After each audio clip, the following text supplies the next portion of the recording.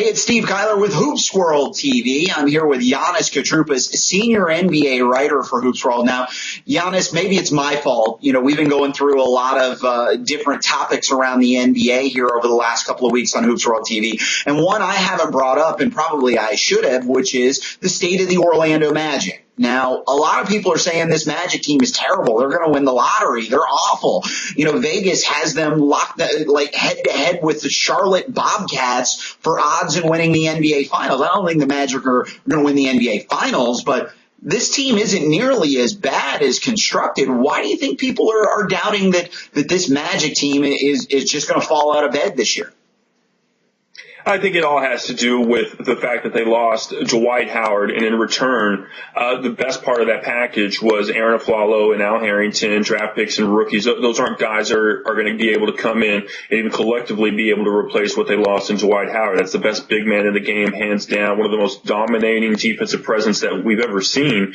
And so because of that, because there's a serious downgrade, people are down on the Orlando Magic. And if you're looking to win basketball games right now, if you're looking to contend for a playoff spot right now, I don't think that Jock Vaughn is the guy that you hire, someone who only has 2 years of coaching experience as an assistant. But the one thing that I do think that's being underlooked about this Magic team, and the thing that I think Vaughn will demand of this team, is that they will compete night in and night out. Is that going to be enough to be in serious contention for an A spot? Probably not. But I don't think that anyone in the league, when you talk about the word of the locker rooms, is going to look at this Magic team as a pure pushover. They may not have the overall talent to win a lot of games, but they're going to fight hard night in and night out.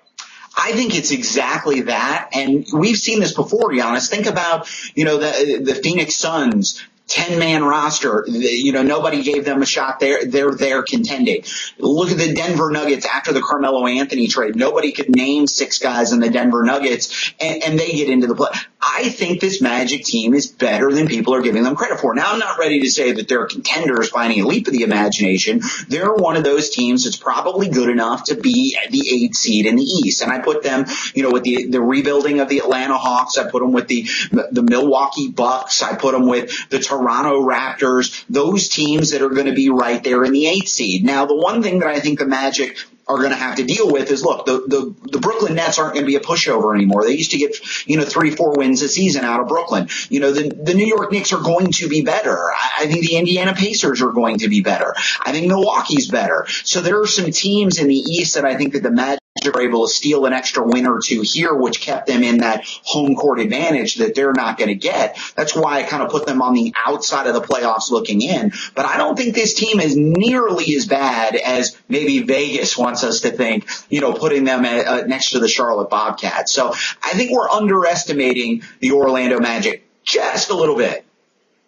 Yeah, and if this was a few years ago when the East wasn't as deep, who knows what the potential of this team could have been. But I think that the Eastern Conference, this upcoming season in particular, especially when you talk about 1 through 8, is going to have a strength and depth that they may not have had in years past. And so that is ultimately going to work against the Orlando Magic just as much as a lack of talent or a downgrade in talent that they have from the Dwight Howard trade. He's Giannis Katroupas. I'm Steve Kyler. This is HOOPSWORLD TV.